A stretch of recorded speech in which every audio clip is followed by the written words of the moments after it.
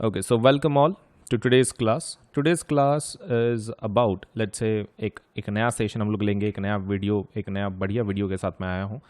My name is Ajinkya Solanke and let's say I am chemistry, physics, biology, maths and social science educator. मैं ये इतने सारे subjects पढ़ा देता हूँ. प्लस अनअकैडमी के ऊपर हर एक एग्ज़ाम के लिए, जितनी भी एग्ज़ाम्स है, मेजॉरिटी ऑफ द एग्ज़ाम्स के लिए प्रिपरेटरी हमारे पास कोर्सेज हैं. आप प्रिपरेशन करवा सकते हैं, भले ही वो नीट हो, जेई हो, 6 to 10 तक हो, 11-12 हो, लेट्स से फिर तो MPSC हो, UPSC हो, इट डजेंट मैटर. हमारे पास ऑलमोस्ट हर एक चीज़ के लिए कोर्सेज हैं फॉर योर एग्ज़ाम प्रिपरेशन. जल्द से जल्द अनअकैडमी को ज्वाइन करें ताकि आपका जो प्रिपरेशन है वो प्रॉपर तरीके से हो सके. Right, so do join Unacademy. आप एप्लीकेशन डाउनलोड कर सकते हैं या फिर आप हमारे वेबसाइट पे से भी ज्वाइन कर सकते हैं फॉर द वेरियस कोर्सेज जो भी आप एग्ज़ाम दे रहे हैं उसके लिए. So let us start with our session. आज का शुरू करने के पहले video like, channel subscribe, bell icon ज़रूर दबाएं. वीडियो लाइक करना है, चैनल सब्सक्राइब करना है और बेल आइकन ज़रूर दबाना है. चलिए सेशन शुरू करते हैं. फिर की वजह से तुमको क्या लगता है कि जैसे कि वो जो स्टार है वो क्या कर रहा है, ट्विंकल कर रहा है. एक्चुअली स्टार ट्विंकल कर रहा है क्या? नहीं. कौन ट्विंकल कर रहा है? फिर आपका जो लाइट आ रहा है एटमॉस्फेयर में वो ट्विंकल कर रहा है. अनदर क्वेश्चन, अगर यही स्टार को अर्थ के बाहर का कोई एस्ट्रोनॉट देख रहा है, जैसे कि मान लो यहां पर एक कोई हमारा शिप है, यहां पर एक शिप ले लो बाहर, अर्थ के बाहर. ये हमारा सपोज स्पेसशिप है.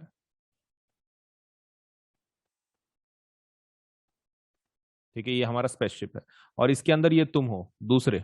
सपोज ये तुम हो, ये तुम्हारा भाई है, suppose this is your brother और सिस्टर व्हाटएवर. अब उसको ये ट्विंकल करेगा क्या? ऑब्वियसली नहीं. क्यों? क्योंकि बीच में कोई एटमॉस्फेयर ही नहीं है. यहां से प्रकाश इसके पास कैसा जाएगा? सीधा.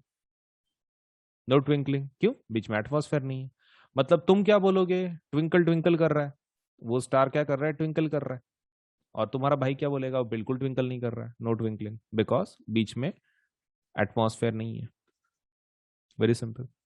तो एक बार रिवाइज करा के देता हूं, ठीक से सुनना.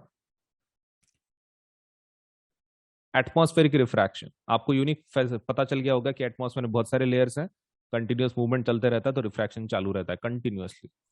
अनदर पार्ट, यहां पर आप खड़े हो, आपके सामने एटमॉस्फेयर है, उसके बहुत सारे लेयर्स हैं और ये आपका स्टार है. अब यहां से जब ये आता है, क्या बोलते हैं, एक रे आती है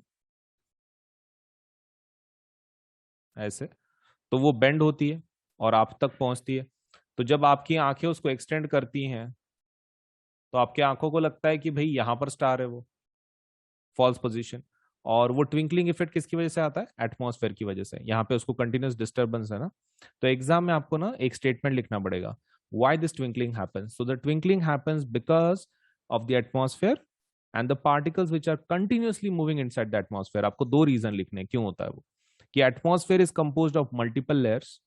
एटमॉस्फेयर के पास क्या है? मल्टीपल लेयर्स हैं और हर एक लेयर में कंटिन्यूअस मूवमेंट चल रहा है. कंटिन्यूअस मूवमेंट चल रहा है किस चीज का? ऑफ तुम्हारा ये particles, and because of that आपने को ट्विंकलिंग इफेक्ट मिलता है. तो चलिए यहां तक पूछ लेते हैं, समझ में आया क्या? चलिए, सो एक नेक्स्ट पॉइंट देखते हैं. एटमॉस्फेयर में हमने ना एक बात नहीं की थी, और वो है कि अगर एटमॉस्फेयर के पास बहुत सारे लेयर्स हैं, सपोज ये पहला लेयर, ये दूसरा लेयर, तीसरा लेयर, चौथा layer, and it goes on, right. अब नीचे तुम हो, नीचे क्या हो? तुम हो. ये अर्थ का बाहर का पार्ट है, दैट इज स्पेस. क्वेश्चन ये है कि प्रकाश बाहर से आ रहा है, राइट, मतलब लाइक सन से तुम्हारी तरफ आ रहा है ऐसे. तो हमको ये जानना है कि रिफ्रैक्टिव इंडेक्स कौन से लेयर का ज्यादा है, नीचे वाले का कि ऊपर वाले का. That we want to know. तो देखो, तुम बताओ, एटमॉस्फेयर का जो पार्टिकल्स हैं बेसिकली, यहां पर वो बोल रहे हैं refractive indexes increases. Is it true? ऊपर ऑलरेडी स्पेस के अंदर हमारा एटमॉस्फेयर नहीं होगा, लेकिन जैसे जैसे नीचे आ रहे हैं पार्टिकल बढ़ेंगे, एटमॉस्फेयर बढ़ेगा ना. तो एटमॉस्फेयर बढ़ा, पार्टिकल बढ़े, रिफ्रैक्टिव इंडेक्स भी बढ़ेगा. मतलब हाईएस्ट रिफ्रैक्टिव इंडेक्स कहां पर होगा? यहां पर. और लोएस्ट रिफ्रैक्टिव इंडेक्स कहां पे होगा? यहां. पार्टिकल कम, पार्टिकल ज्यादा, very simple, particle less, particle more. तो kindly please correlate this with this particular diagram के अंदर जो पार्ट लिखा हुआ है, refractive index increases as it goes from top to bottom. Reason being क्योंकि नीचे एटमॉस्फेयर ज्यादा रहता है ऊपर के कंपैरिजन में।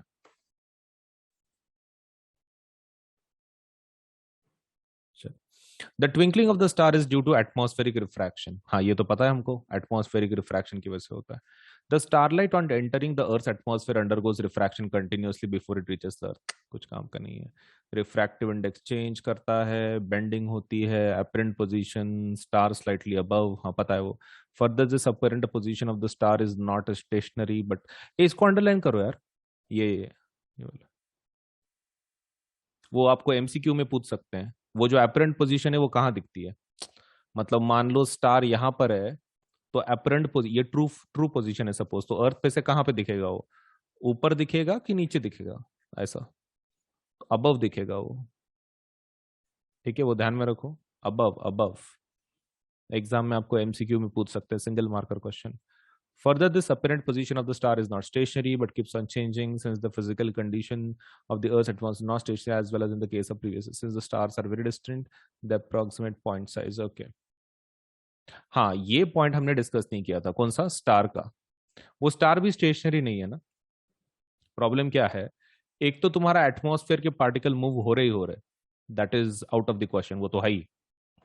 लेकिन जो तुम्हारा स्टार है वो भी तो मूव हो रहा है।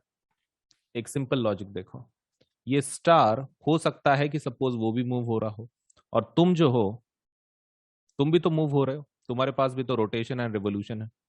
मतलब अर्थ के पास भी रोटेशन रिवोल्यूशन है, ये भी घूम रहा है, ये भी घूम रहा है, that is adding to that twinkling effect. मतलब दो रीजन आप बता सकते हो। पहला रीजन क्या, atmospheric refraction. Second thing, moving earth and moving sun. तो these sorry, moving star and moving earth, sun ही बोल रहा हूँ, moving star and moving earth, so these are the 2 points again which you can add to your refraction. Since the stars are very distant, they approximate point sized source of light as the path of the rays. अच्छा चलो इसको बात कर लेते हैं। Okay. Now before we get into the next point, मुझे एक चीज बताओ, क्या सन स्टार है? Is sun a star? Simple question. Yes, okay. क्या वो ट्विंकल करता है? बंद चालू बंद चालू? Obviously not, no twinkling effect. Okay. क्या तुम्हारे पास प्लैनेट है पास में अर्थ के? बहुत सारे, राइट? क्या वो चमकते हैं? उनके भी पास प्रकाश होता है ना। Yes, they do also have light, जैसे मून है वैसा रिफ्लेक्ट करते हैं। तो क्या वो ट्विंकल करते हैं? वो भी ट्विंकल नहीं करते, उनके पास भी प्रकाश है। ऑब्वियसली सूरज के इतना नहीं है जितना हम लोग बोल रहे हैं, लेकिन yes they do have their light because they reflected. जैसे मून रिफ्लेक्ट करता है अपना, रात को चमकता है, वैसे ही प्लैनेट्स भी चमकते हैं। लेकिन उसमें एक पॉइंट है, क्या वो ट्विंकल नहीं करते? हमको खाली इतना जानना है कि वो ट्विंकल क्यों नहीं करते। सो let us talk about the condition. ये स्टार ले लो, ये तुम ले लो, अभी सन को ले लो या फिर प्लैनेट को ले लो, ये, और ये रहे तुम, और ये एटमॉस्फेयर तुम्हारे सामने। उनके नाम लिख देता हूं। ये कौन है? डिस्टेंट स्टार, बहुत दूर का स्टार है, डिस्टेंट स्टार। और ये क्या है? ये सूरज बोल लो या फिर प्लैनेट बोल लो, जो तुमको बोलना है, प्लैनेट या फिर सूरज, सन। अब देखो प्रॉब्लम क्या है कि जो डिस्टेंट स्टार से जो रे ऑफ लाइट आती है वो इतना दूर है, इतना दूर है, इतना दूर है कि उससे जो लाइट आती है वो एक सिंगल लाइन आती है। मतलब ये पॉइंट के जैसा दिखता है। मतलब वो कैसा है, सपोज मान लो, एक सिंपल एग्जांपल देता हूं। जैसे कि तुम्हारे सामने एक बहुत बड़ा फोकस लाइट है, ये वाला, ऐसा एक बहुत बड़ा फोकस लाइट है तुम्हारे तुम्हारे घर के अंदर, और यही फोकस लाइट मैं कुछ 3 किलोमीटर 4 किलोमीटर दूर लेकर गया और उसको वहां से चलाया, तो तुमको ये ऐसा नहीं दिखेगा। कैसा दिखेगा? सिर्फ एक पॉइंट दिखेगा, जस्ट एक सिंगल पॉइंट दिखेगा, अगर मैं उसको बहुत दूर लेके गया तो यही हो रहा है हमारे स्टार और मतलब जो सन है वो, और दूर लेके गया और पास वाला। तो ये जो दूर वाला है, ये स्टार नहीं दिख रहा है, क्या है वो? इट जस्ट अ पॉइंट, एक पॉइंट के जैसा दिख रहा है। सिंगल पॉइंट है, तो उसमें से रे कितनी निकलेंगी? सिर्फ एक ही निकलेगी। ओके, तो एक रे का रिफ्रैक्शन हो सकता है, ट्विंकलिंग हो सकता है फिर आपकी स्टार का। अब जो प्लैनेट और सन है, इसका प्रॉब्लम क्या है? इसमें से बहुत सारे रेज निकल रहे हैं। क्या हो रहा है? बहुत सारे क्या हो रहे हैं? रेज निकल रहे हैं। क्यों? क्योंकि वो पॉइंट सोर्स नहीं है ना, डॉट थोड़ी है वो। इतना बड़ा सूरज है वो, इतना बड़ा प्लैनेट है तुम्हारे सामने, सपोज अर्थ के, वीनस है, देन जुपिटर है। तो ये प्लैनेट्स इतने बड़े साइज के हैं कि उसमें से बहुत सारा प्रकाश निकल रहा है, एक सिंगल लाइन नहीं निकल रही। जैसे इसमें था एक डॉट की जैसे दूर लेकर गए, तो इसमें पूरे प्रकाश आ रहा है।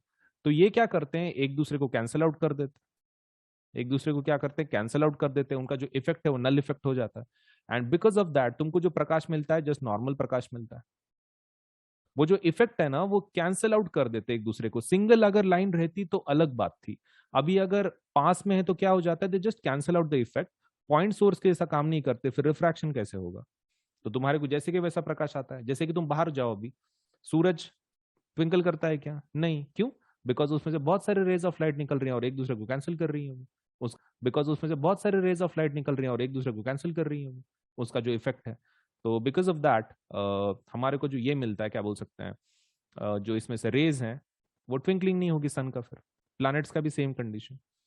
मतलब इन शॉर्ट, हम लोग कंडीशंस बना सकते हैं कि कौन चमकेगा, फिर कौन ट्विंकल करेगा। Can we have some conditions for this? बोलो पहला condition. whatever the object you are talking about, it should be distant. The object should be very distant, जिसकी भी बारे में बात कर। कोई सेकंड कंडीशन है apart from being distant? Yes, मतलब it should be, let's say light source होना चाहिए उसके ऊपर। लाइट सोर्स, लाइट खुद का होना चाहिए उसका।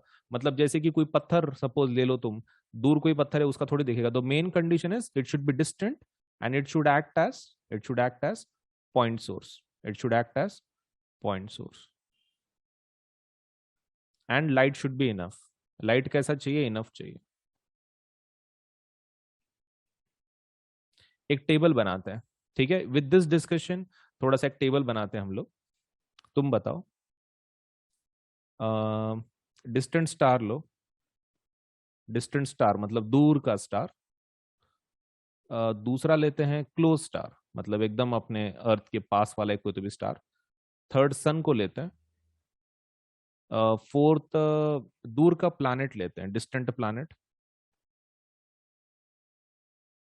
और एक पास का प्लैनेट लेते हैं, near planet. We just want to know इसमें से कौन कौन ट्विंकलिंग करेगा। डिस्टेंट स्टार करेगा, क्या लगता है? डिस्टेंट स्टार, वो तो अपने बुक में है ना। दूर के स्टार तो करते ही हैं, दूर के स्टार कर लेंगे, agreed. What about close star, जो अपने एकदम पास में है? अगर अर्थ के एकदम पास में होता तो कर लेते। अर्थ के पास वाला करेगा क्या? नहीं। अर्थ के पास वाला स्टार क्यों करेगा? क्योंकि उसके पास मल्टीपल उससे लाइट आ रहा है ना, पॉइंट सोर्स कैसा काम नहीं करता हो। Obviously not. सन, सन करेगा। जल्दी जल्दी कमेंट सेक्शन में जल्दी से लिखो भाई, so that we can clear the subject. बहुत सिंपल टॉपिक है।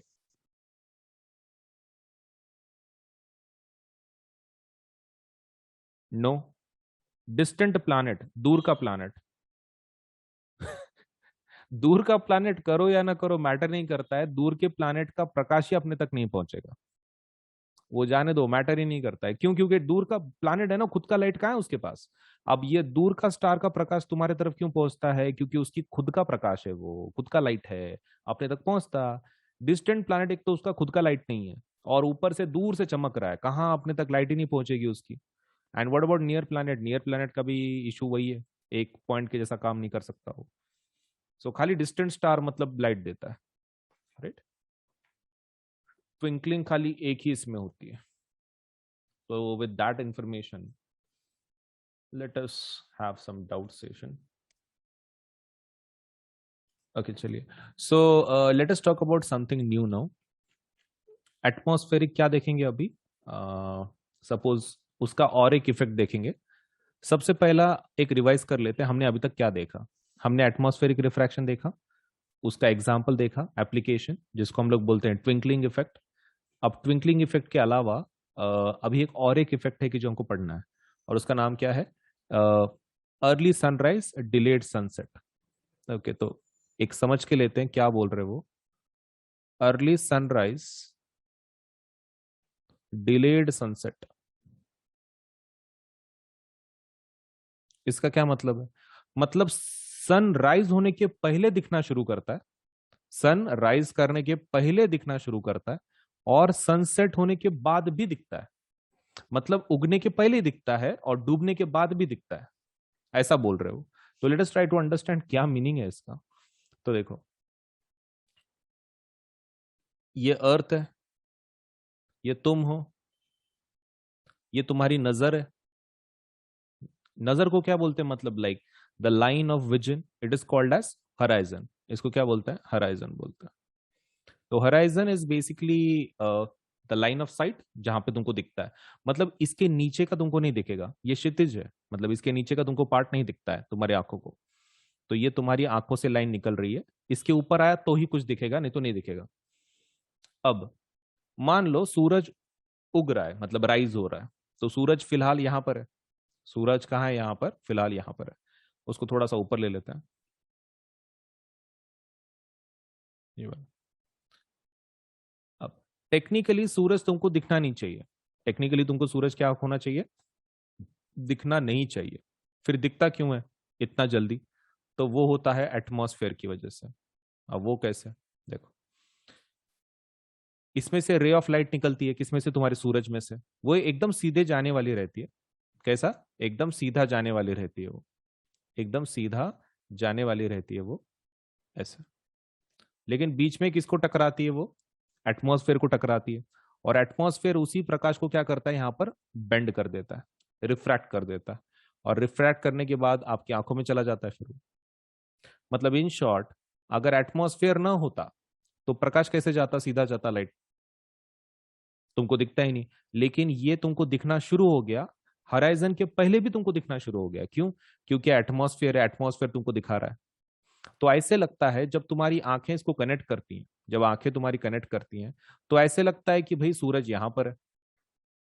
टेक्निकली वो वहां पे नहीं है, वो स्टार के जैसा कंडीशन हो रहा है, मतलब it's not there, you feel it is there. तो ये कितना टाइम रहता है? ये कितने टाइम पहले शुरू होता है? तो दैट इज 2 मिनट्स। 2 मिनट पहले दिखना शुरू कर जाता है तुमको।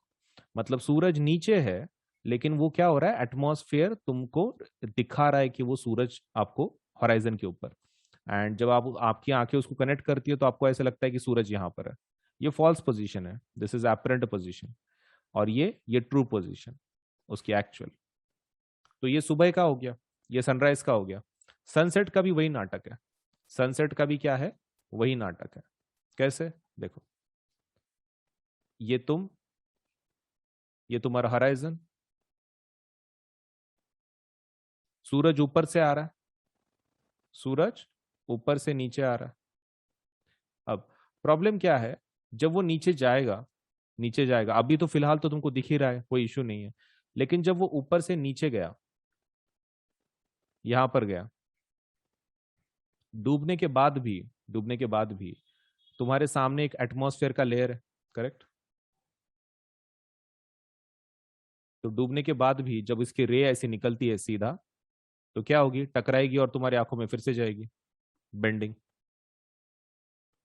मतलब वो डूब चुका है फिर भी तुमको दिख रहा है। ऐसा कितनी देर होता है? 2 मिनट। अब तुम बताओ, सुबह के 2 मिनट, शाम के 2 मिनट, टोटल कितना मिनट तुमको एक्स्ट्रा सूरज दिखता है? Extra Suraj 2 minute and 2 minute, total 4 minute. सुबह का 2, शाम का 2, 4 मिनट कंप्लीट। तो 4 मिनट कंप्लीट तुमको एक्स्ट्रा दिखता है सूरज, and that is due to what? Atmospheric refraction. Atmospheric refraction की वजह से। So let me ask about this. फिर कैसा? उस पैराग्राफ को भी क्या? इग्नोर, ये वाला एडवांस सनराइज डिलेड सनसेट वाला।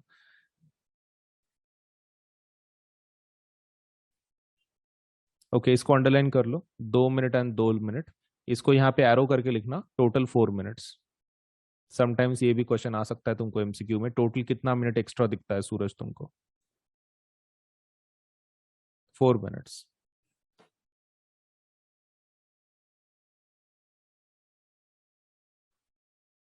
हाँ, ये इसको एक अंडरलाइन कर लो। अभी तुमको मैंने सनराइज और सनसेट के बारे में बताया ना, तो एग्जाम में क्वेश्चन क्या आता है कि सूरज थोड़ा फ्लैट हो जाता है ना सनराइज सनसेट के वक्त, एकदम पतला दिखता है। हाँ, तो वो क्यों दिखता है? वो भी इसी की वजह से, सेम सेम रीजन, रिफ्रैक्शन। लेकिन कैसा है ना, उसका सेपरेट टॉपिक ना होने की वजह से बच्चों को पता नहीं चलता है कि भाई उसका आंसर क्या है। इसको अंडरलाइन करो, स्टार करो। ये उसी के बारे में बात कर रहे हैं। सन सन की जो डिस्क है वो फ्लैट दिखती है, तो वो इसी की वजह से, एटमॉस्फेरिक रिफ्रैक्शन। चलिए, अंडरलाइन आई होप आपने कर लिया होगा, very important from from the point of view of your exam. We can go with scattering now. Scattering की बात करते हैं।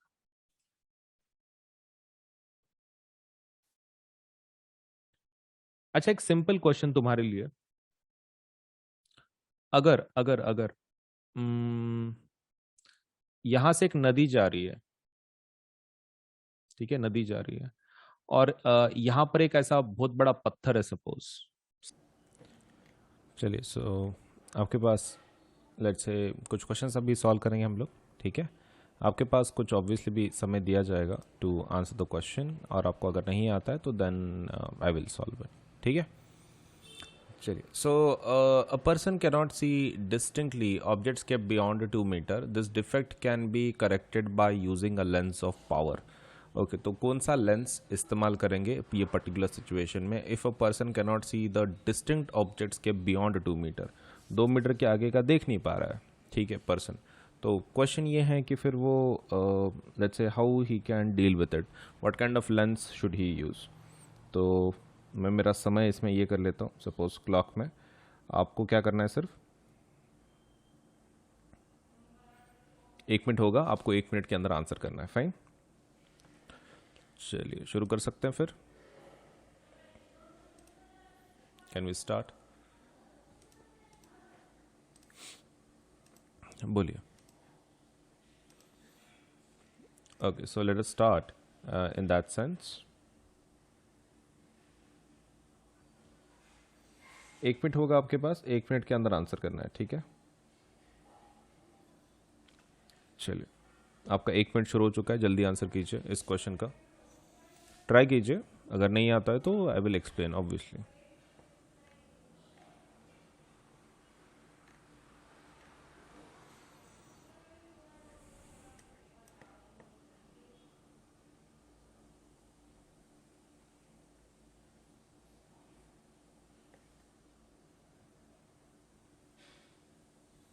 आपका 1 मिनट जल्दी ख़त्म हो रहा है, फास्ट आंसर कीजिए।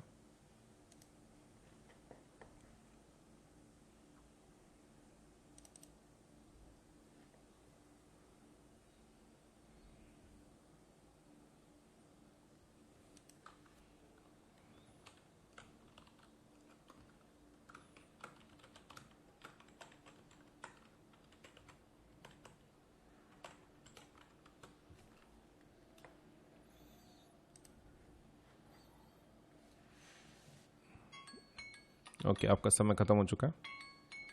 देखो, ये पर्सन का प्रॉब्लम क्या है कि उसका जो ये है क्या बोलते हैं, लेंस है उसका। सो आपको खाली लेंस फाइंड आउट करना है, राइट। अब उन्होंने जो बोला है वो ऑब्जेक्ट 2 मीटर के आगे का नहीं देख पा रहा है वो, मतलब उसको कैसे कंडीशन है, the condition he suffering from is myopia. 2 metre के आगे का नहीं दिख रहा है, पिया मतलब कंडीशन कैसी होगी, मायोपिया। मतलब उसको पास का तो दिख रहा है, दूर का नहीं दिख रहा है, ठीक है, दैट्स द इशू। सो ठीक है ना, that can be done, let's say this problem can be solve, very simple.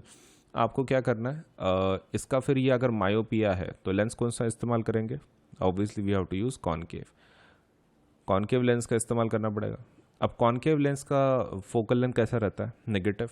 मतलब इसमें से सिर्फ नेगेटिव ऑप्शंस काम करेंगे, ईदर दिस और ईदर दिस, ये तो काम नहीं करेगा क्योंकि अपने को कॉनकेव लेंस चाहिए, correct. Now for that purpose हम लोग उसको इस पे से निकाल सकते हैं, 2 मीटर पे से। पावर इज इक्वल टू हमको कितने का चाहिए, दैट से ये निकालना है ना उसका पावर कितना है, तो दैट वुड बी 1/फोकल लेंथ। अभी फोकल लेंथ कितना है तुम्हारा 2, सो 1/2 is how much 0.5. Okay, so the answer is 0.5d. हो गया, फिर इतना ही है. Yes, so that would be 0.5d. लेकिन main question it should B plus और minus.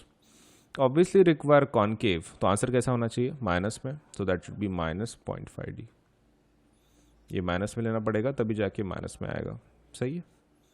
Okay, so the answer should obviously be -0.5d. चलिए नेक्स्ट क्वेश्चन कर लेते हैं. आपके पास 1 मिनट है. 1 मिनट के अंदर इस क्वेश्चन का आंसर कर देना.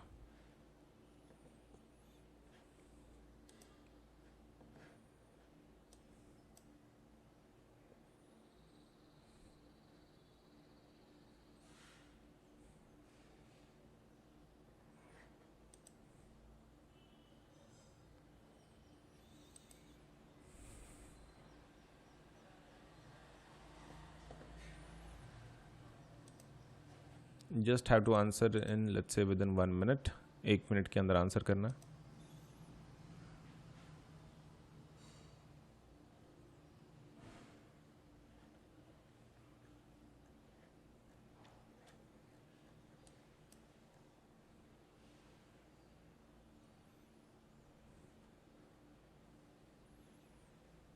आपका समय ख़त्म हो रहा है, जल्दी से आंसर करना.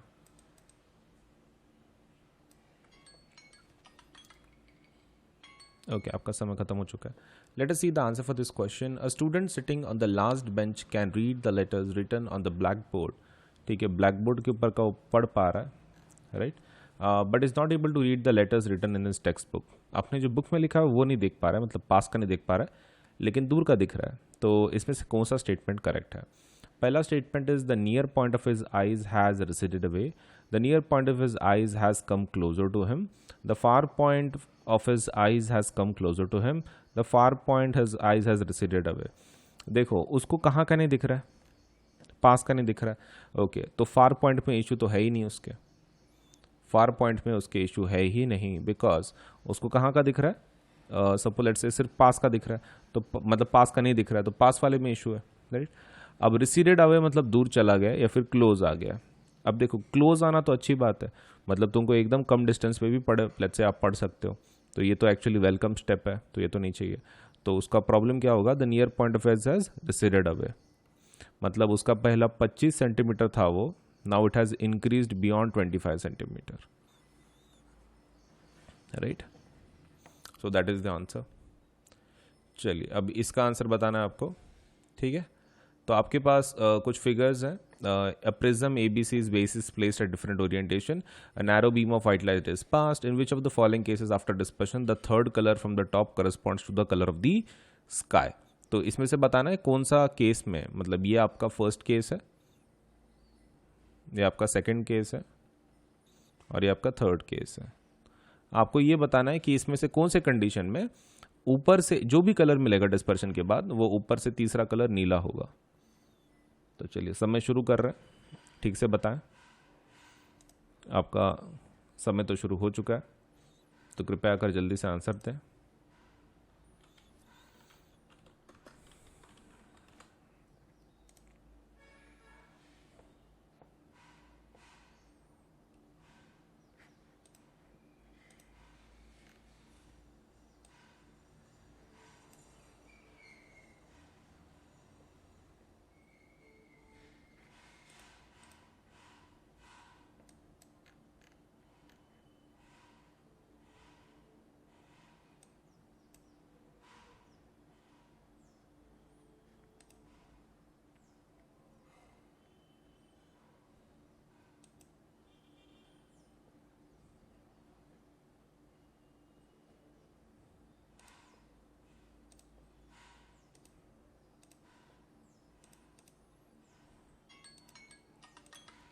ओके, आपका समय खत्म हो चुका है.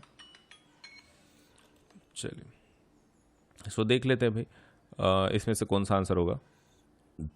देखो ऊपर से अगर तीसरा कलर कौन सा चाहिए बोल रहे हैं, स्काई के जैसा. स्काई का कलर क्या है, ब्लू. अभी जनरल ये कैसा आता है, ऊपर से नीचे तक कलर कैसा आता है प्रिज्म में, तो विप जॉर के फॉर्म में आता है, करेक्ट. जो ऊपर से नीचे तक आता है तो विप जॉर के फॉर्म में आता है. अब प्रॉब्लम ये है कि तीसरा कलर मतलब येलो आता है। अगर ऊपर से हम लोग देख रहे हैं फर्स्ट सेकंड थर्ड, हमको थर्ड कलर कौन सा चाहिए? ब्लू चाहिए। ओके, सो ये रहा हमारा थर्ड। अब प्रॉब्लम ये है, ये दूसरी तरफ से उल्टा मतलब तीसरा नंबर आता है इसका, blue. Okay, so we need such a figure कि जिसके अंदर हमारा क्या हो, उल्टा आए, मतलब you know the pointer should be let's say उल्टा। अब इसके लिए सपोज जो हम लोग ये कर सकते हैं, सपोज जो फिगर ड्रॉ कर सकते हैं, it would be something like this, like हमको उल्टा टाइप में चाहिए, राइट? शेप सही है। ओके, तो यहाँ पे कंडीशन देख लो, ये सेकंड वाला कंडीशन देख लो। अगर suppose B C is your base, ठीक है, बी सी बॉटम पे, तो इमरजेंट कैसा होगा? लेट्स से आपका वॉलेट दिखेगा, करेक्ट? मतलब like in the case of ये आपका जो पहले सेकंड फिगर है, ये वाला, दिस वन, तो ये वाला जो फिगर है आपका, तो वो वाला काम करेगा, करेक्ट? ओके, ऊपर के नंबर्स बराबर नहीं है ऑप्शन के हिसाब से, नीचे 2 है लिखा हुआ। ओके, तो ये फिगर में होगा, क्यों? क्योंकि यहाँ पे उल्टा रखा गया है प्रिज्म। तो जो भी कलर निकलेंगे, तो सबसे पहला कौन सा निकलेगा? वॉयलेट, फिर इंडिगो, फिर ब्लू, फिर ग्रीन, फिर येलो, फिर ऑरेंज एंड फिर रेड। हमको वैसे भी तीसरा नंबर किसका चाहिए था? ब्लू का, तो हमको वही मिला है, correct? So the answer is first, second, third, right? तो ये रहेगा ऑप्शन फिर, तो 2 is the answer, B.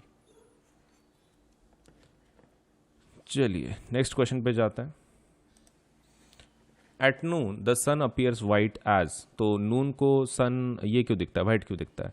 Light is least scattered, all the colours of the white light are scattered away, blue colour is scattered the most, red colour is scattered the most. तो आपके पास 1 minute है, 1 minute के अंदर answer करना है, ठीक है? चलिए, आपका समय शुरू हो चुका है ऑलरेडी, जल्दी बताएं।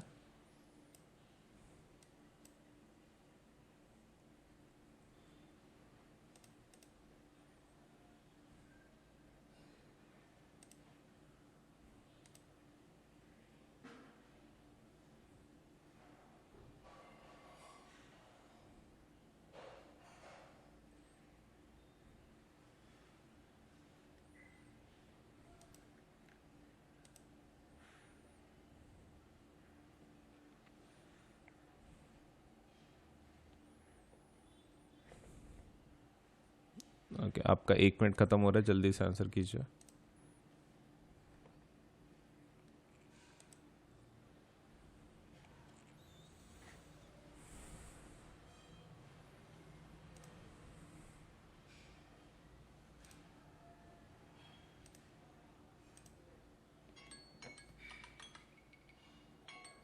ओके, आपका समय खत्म हो चुका है। Let us see the answer for this question. Moon, let's say noon के वक्त सन वाइट क्यों अपीयर करता है, राइट? It's appearing white. तो देखो कैसा रहता है कि लाइट इज लीस्ट स्कैटर्ड, ऐसा बोल रहा है। नहीं, दैट इज़ नॉट पॉसिबल। क्योंकि कैसा है ना, दोपहर के कंडीशन के वक्त सपोज लेट्स से आप अगर ऐसे खड़े हो, और अगर दोपहर की कंडीशन है, ये मान लो ऊपर का एटमॉस्फेयर है, ऊपर सन है सपोज, ये रहा सन सपोज, तो इशू क्या है कि द डिस्टेंस की जो उसको ट्रैवल करना पड़ता है इन this case is very let's say minimum. कैसे?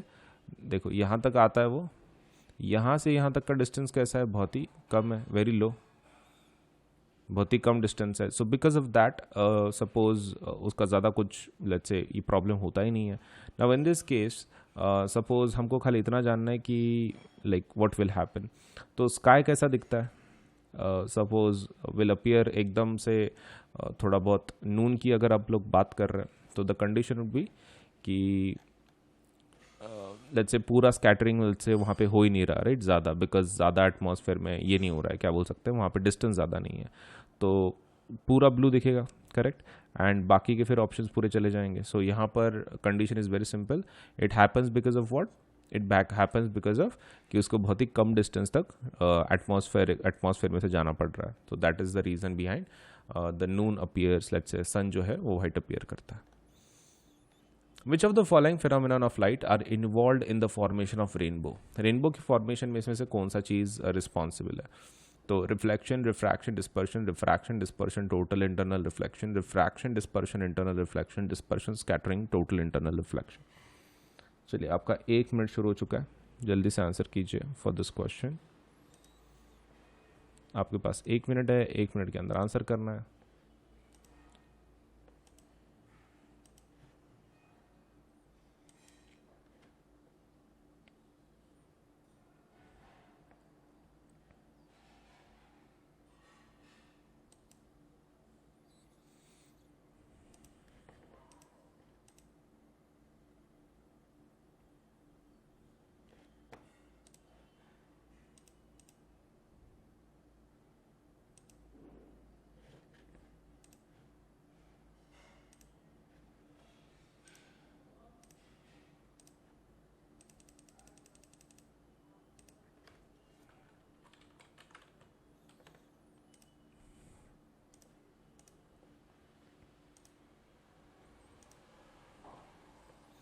थोड़ा सोच समझ के आंसर बताना है, ठीक है। ओके, आपका समय खत्म हो चुका है। Let us see the answer for this question. देखो क्या बोल रहे हैं वो इस क्वेश्चन में, which of the following phenomenon of light are involve in the formation of rainbow. ठीक है, रेनबो बनाने के लिए इसमें से कौन सा चीज़ का इस्तेमाल होता है। ओके, रिफ्रैक्शन तो पक्का लगेगा, तो देखो रिफ्रैक्शन देख लेते हैं, इसमें रिफ्रैक्शन है ही नहीं। सेकंड थिंग, डिस्पर्शन भी लगेगा, right, dispersion dispersion dispersion dispersion, right. क्या हमको इंटरनल रिफ्लेक्शन भी लगेगा। हाँ, इंटरनल रिफ्लेक्शन लगेगा, लेकिन सिर्फ internal, not total internal reflection, तो that means C option would be good for this, right. तो इससे आपका रेनबो तैयार हो जाएगा। चलिए next question, twinkling of stars is due to the atmospheric what. ठीक है, ट्विंकलिंग क्यों होती है, तो ट्विंकलिंग बतानी है आपको, ट्विंकलिंग क्यों होती है।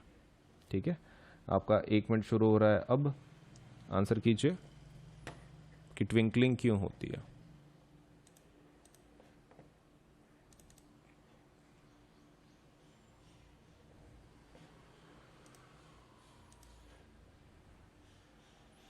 आपको खाली इतना बताना है कि ट्विंकलिंग होती क्यों है।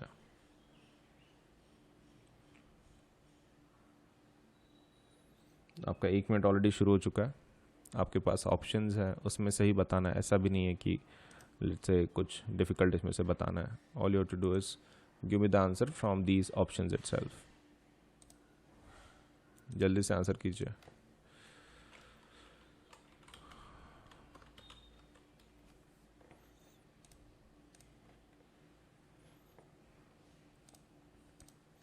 Super simple, right.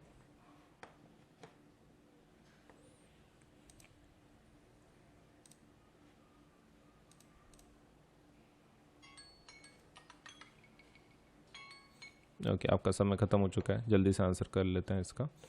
So question is twinkling of stars क्यों होता है, राइट। तो twinkling of stars is happening because of what exactly. तो ट्विंकलिंग ऑफ स्टार्स के लिए what is responsible is dispersion of light by water droplets. नहीं, ये तो पहला ऑप्शन तो पक्का नहीं होगा, राइट। फर्स्ट ऑप्शन तो पक्का नहीं होगा, पानी के ड्रॉपलेट्स की वजह से तो बिल्कुल नहीं होता है। Refraction of light by different layers of varying refractive indices. हाँ, एटमॉस्फेयर में काफ़ी लेयर्स होते हैं, तो हर एक लेयर अलग अलग टाइप से रिफ्रैक्शन करता है, बिकॉज ऑफ दैट आपको ट्विंकलिंग इफेक्ट मिलता है। स्कैटरिंग का कोई संबंध नहीं, इंटरनल रिफ्लेक्शन का भी नहीं, so answer would be B in this case, right. B रहेगा।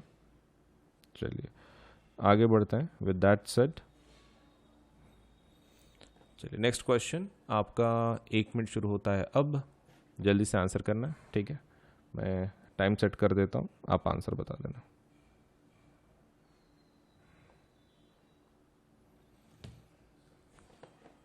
Okay, so do let know the answer as quickly as possible.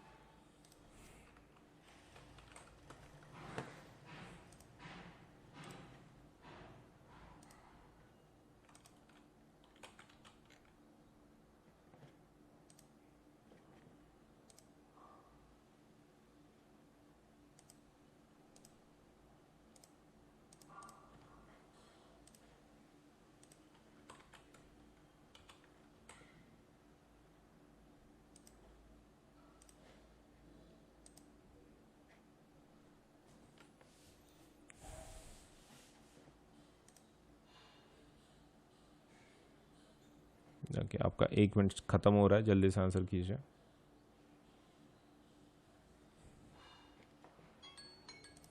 Okay, so your time is up. Let us see the answer for this question. The clear sky appears blue because, वो blue क्यों दिखता है? तो blue light gets absorbed in the atmosphere. Ultraviolet radiation are absorbed in the atmosphere. Violet and blue lights get scattered more than the lights of all other colors by the atmosphere. Light of all other colors is scattered more than the violet and the blue color lights of the atmosphere. Okay, तो clear sky blue क्यों दिखता है? Right? तो बहुत ही easy है.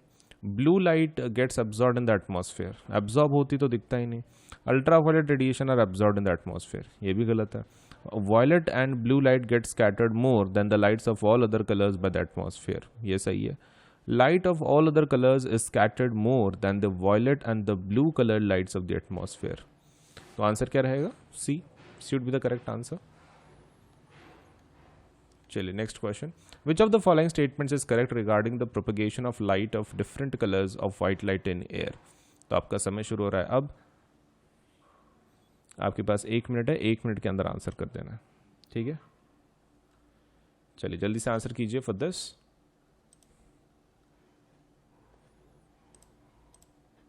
आपके पास सिर्फ 1 मिनट है, 1 मिनट के अंदर आंसर कर देना है.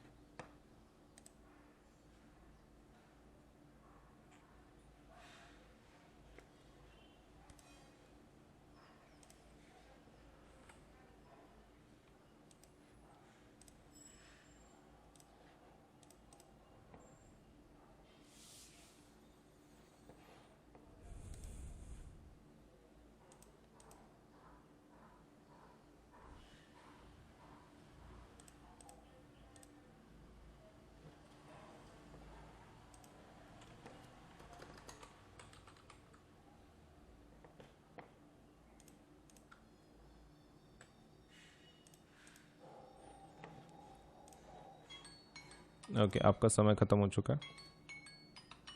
Let us discuss the answer for this question. Which of the following statements is correct regarding the propagation of light of different colors of white light in air? Air के अंदर का. तो it's quite simple, right? हमको खाली बताना है कि air के अंदर का suppose which of the following statements is correct. Red light moves fastest. ठीक है, आपको ये पूछ रहे हैं regarding the propagation of light of different colors of white light in air. Air के अंदर का red light moves the fastest. ये बराबर है, रेड लाइट फास्ट मूव करती है, लेकिन एयर का पूछ रहा है. एयर में सबकी स्पीड सेम होती है. Blue light moves fastest than green light, ये भी गलत है. As I told you every colour will have the same speed. All the colours of the white light move with the same speed. हाँ सही है, air के अंदर सबका स्पीड सेम होता है. Yellow light moves with the mean speed as that of the red and the violet light. Mean का क्या संबंध है? एवरेज थोड़ी होगा. सो आंसर इज सी.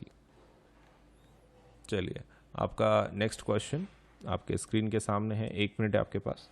आपको 1 मिनट के अंदर आंसर करना है इस क्वेश्चन का. फाइन, चलिए आंसर कीजिए.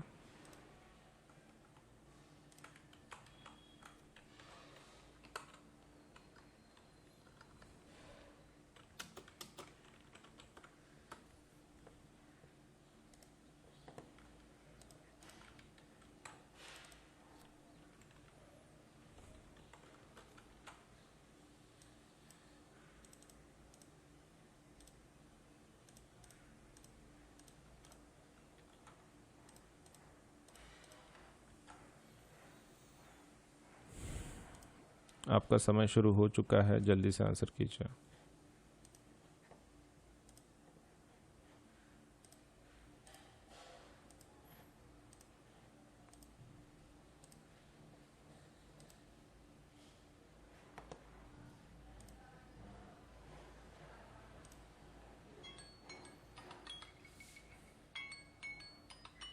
ओके, आपका समय खत्म हो चुका है. Let us see the answer for this question. तो क्वेश्चन का आंसर क्या है पहले वो देख लेते हैं.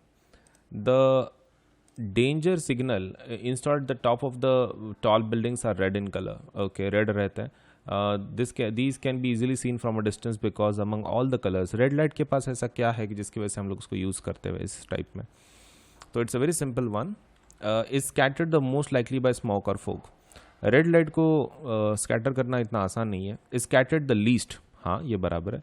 सबसे कम स्कैटरिंग होती है इसलिए तो उसको यूज़ करते हैं बिल्डिंग के ऊपर. Danger signal is absorb is let's say absorb the most by smoke or fog, ये तो गलत है. मोस्ट फास्टेस्ट इन एयर, ठीक है. एयर के अंदर सभी कलर का स्पीड सेम रहता है. So the main answer is it's not scattered away by many of the suppose let us से पार्टिकल्स वगैरह इसको स्कैटर नहीं कर पाता है, दैट्स द रीज़न। चलिए, तो आपका 1 मिनट शुरू हो रहा है फॉर द नेक्स्ट क्वेश्चन, इसका आंसर कीजिए, ट्राई कीजिए।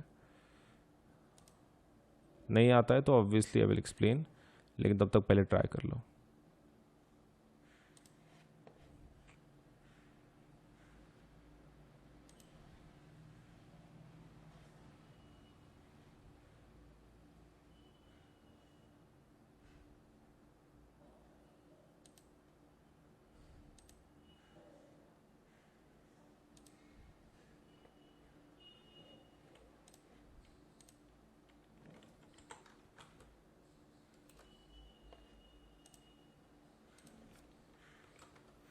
आपका समय ऑलरेडी शुरू हो चुका है, जल्दी से आंसर कीजिए।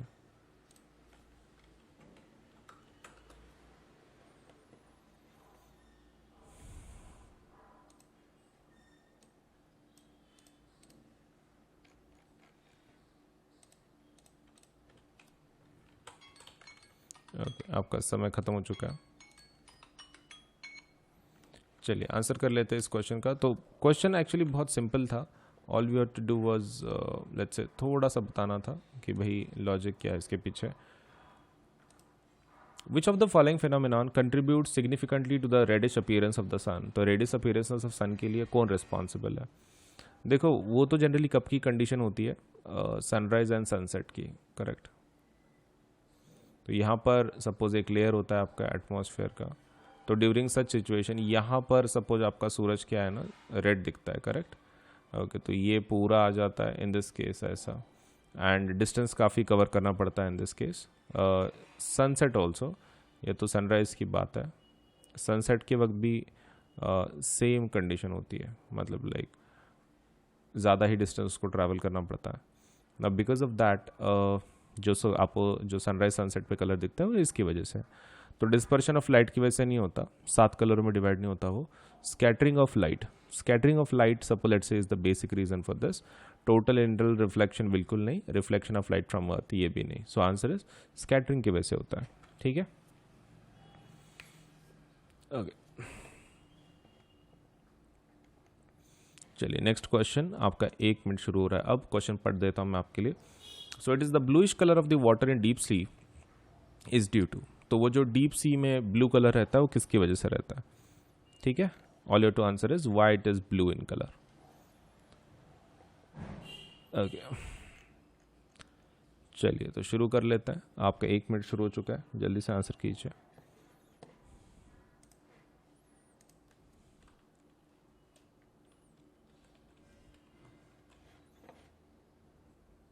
Okay, so please answer properly.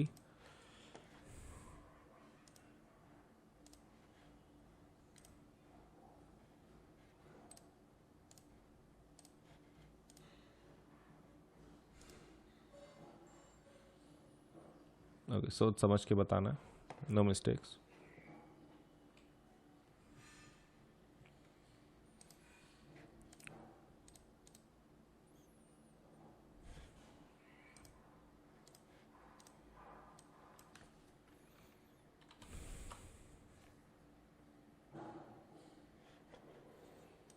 जल्दी से आंसर कीजिए।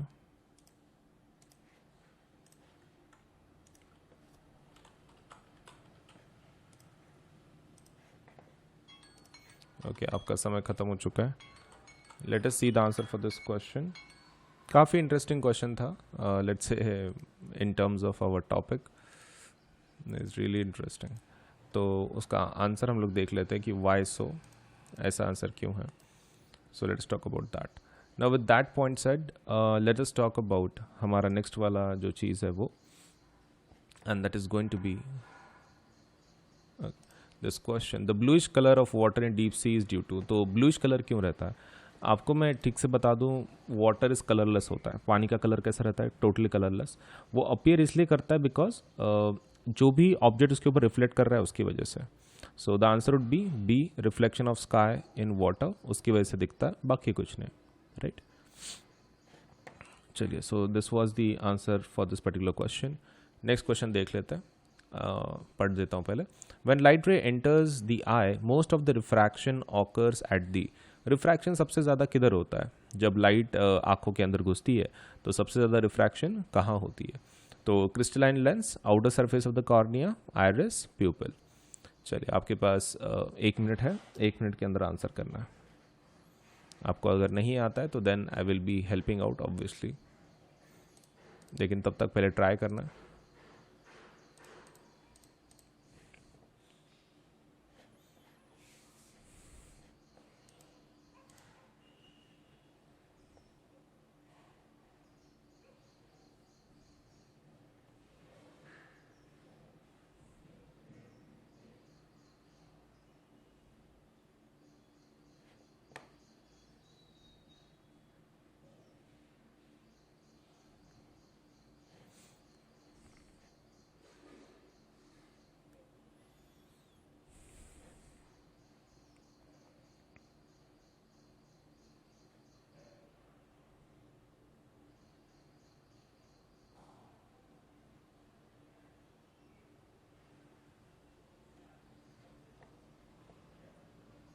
ओके आपका समय ख़त्म हो चुका है।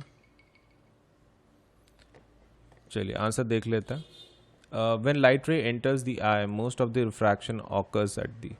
ओके रिफ्रैक्शन कहाँ ऑकर करता है? तो let us see the answer for this question. देखो जब भी लाइट रे एंटर करती है तो रिफ्रैक्शन कहाँ होती है? क्रिस्टलाइन लेंस पे? बिल्कुल नहीं। Outer surface of the cornea, हाँ आउटर सरफेस के कॉर्निया पे ही एक्चुअली रिफ्रैक्शन होती है स्टार्टिंग में सबसे। आइरिस तो अंदर है, प्यूपिल भी अंदर है आंखों के। The answer is outer surface of the cornea is responsible for this thing, right. चलिए देन नेक्स्ट क्वेश्चन देख लेते हैं। अनअकैडमी के प्लस एंड आइकॉनिक सब्सक्रिप्शन के बारे में थोड़ा सा इन्फॉर्मेशन मैं तुमको दे देता हूँ। देखो बेसिक प्लान ये जो है हमारा वो प्लस कोर्स है जिसको हम लोग बोलते हैं। तो इसके अंदर आपको इंडिया के बेस्ट एजुकेटर पढ़ाएंगे, इंटरैक्टिव लाइव क्लासेस होंगे इसके अंदर, live test series and quizzes भी होंगे, स्ट्रक्चर्ड कोर्सेस एंड पीडीएफ मिलेंगे आपको। लाइव टेस्ट में कैसा है, आपके परफॉर्मेंस चेकिंग में आपको मदद होगी। इंटरैक्टिव लाइव क्लासेस मतलब हमारे पास ऑडियो फीचर भी है, इसके अंदर आप टीचर के साथ इंटरैक्ट कर सकते हैं directly. Raise a hand feature बोलते हैं हम लोग उसको। इसका मतलब ये है कि आप स्टूडेंट डायरेक्टली टीचर से बात कर सकता है, तो दैट इज अनदर फीचर की जो हमने दिया है। तो प्लस बहुत ही इंटरैक्टिव लाइव क्लासेस होती हैं, ऐसे मोनोटोनस क्लासेस नहीं होती हैं। आइकॉनिक कोर्सेस, अब आइकॉनिक कोर्सेज क्या है? आइकॉनिक प्लस का एडवांस्ड वर्जन है। So it is your you can take your CBSE preparation to the next level with personal mentor. तो आपको इसके अंदर एक मेंटर असाइन किया जाता है। This is something new. Plus के सभी फीचर आपको मिलेंगे, लेकिन इसके कुछ खुद के एक्स्ट्रा फीचर्स हैं। जैसे कि आपको एक पर्सनल मेंटर असाइन किया जाता है, लाइव डाउट सोल्यूशन होता है, मतलब लाइव लेक्चर में सपोलेट से आप एक लाइव सेशंस कुछ होंगे, उसके अंदर आप डायरेक्टली डाउट पूछ सकते हैं, आपको उसका आंसर मिल जाएगा। उसके बाद parent connect programme. Parent connect programme में आपके पेरेंट आपके मेंटर के साथ बात कर सकते हैं। अगर उनको सपोलेट से कुछ प्रॉब्लम सॉल्व करनी है, आपके रिगार्डिंग कुछ परफॉर्मेंस पूछनी है या फिर कुछ और इम्प्रूवमेंट करवाना है, तो they can talk with the mentor.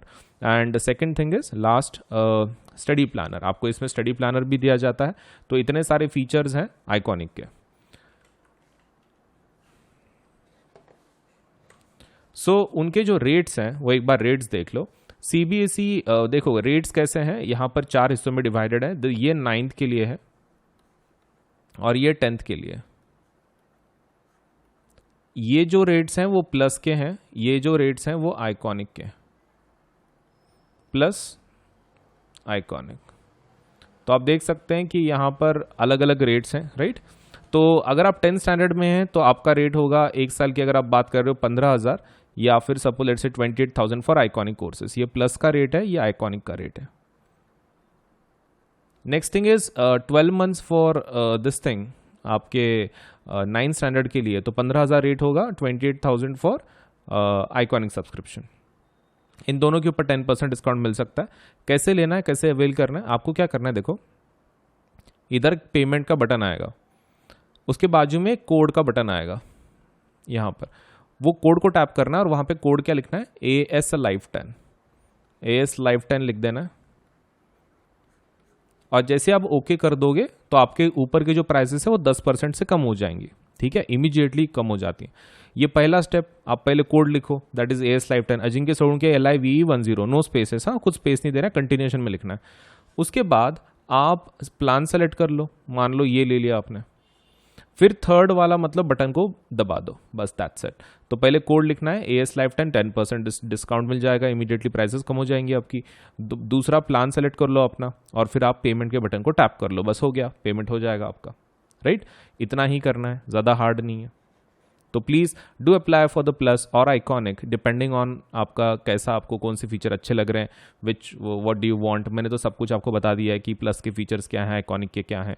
तो डिपेंडिंग ऑन योर रिक्वायरमेंट आप दोनों में से एक सेलेक्ट करवा सकते हैं। Either you can go for plus which is a basic plan to get you started, and iconic subscription which can help you to take your CBSE preparation to the next level with personal mentor, right. तो दोनों में से select करके जल्दी से apply कर दो, आपके पढ़ाई में काफ़ी मदद होगी।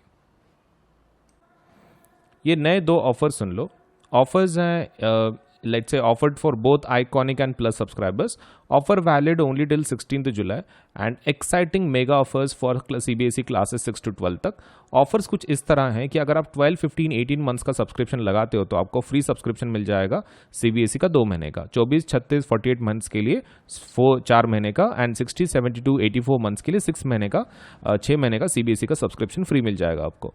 क्रिएटिव कॉर्नर अगर आप 12, 15, 18 की बात करते हो तो 2 महीने का फ्री, 24, 36, 48 तो 4 मंथ्स का फ्री, एंड 60, 72 एंड 84 मंथ्स का अगर आप सब्सक्रिप्शन लगाते हो तो आपको 6 मंथ्स का क्रिएटिव कॉर्नर सब्सक्रिप्शन फ्री में मिल जाएगा। तो flat 10% discount on purchasing plus subscription for all duration, 10% का डिस्काउंट सभी के ऊपर अवेलेबल है। उसके लिए आपको खाली यूज करना है द कोड AS Lifetime।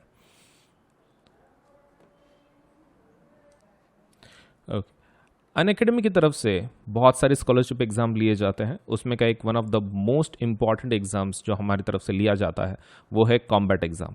तो Unacademy combat exam scholarship test है, ये एक प्रकार की आपके लेट्स से आपका नॉलेज टैलेंट को सपोज एडमायर करने के लिए हमारी तरफ से एक छोटी सी कोशिश है। हम लोग इसके अंदर स्कॉलरशिप्स देते हैं। Scholarships that would be let's से एक पूल है 1 करोड़ का ऑलमोस्ट, उसमें से हम लोग स्कॉलरशिप देते हैं। This is for 9th and 10th both, 9th and 10th दोनों के लिए है। आपको खाली इतना करना है कि 18 जुलाई को, सपोज आने वाले 18 जुलाई को सुबह 11 बजे ये एग्ज़ाम होगी, वो एग्ज़ाम दे देना है। इसमें क्वेश्चन कितने आएंगे? 30 क्वेश्चन होंगे, सभी मल्टीपल चॉइस क्वेश्चन होंगे, मतलब आपको डिस्क्रिप्टिव कुछ लिखना नहीं है, सिर्फ ऑप्शन को चूज कर देना है।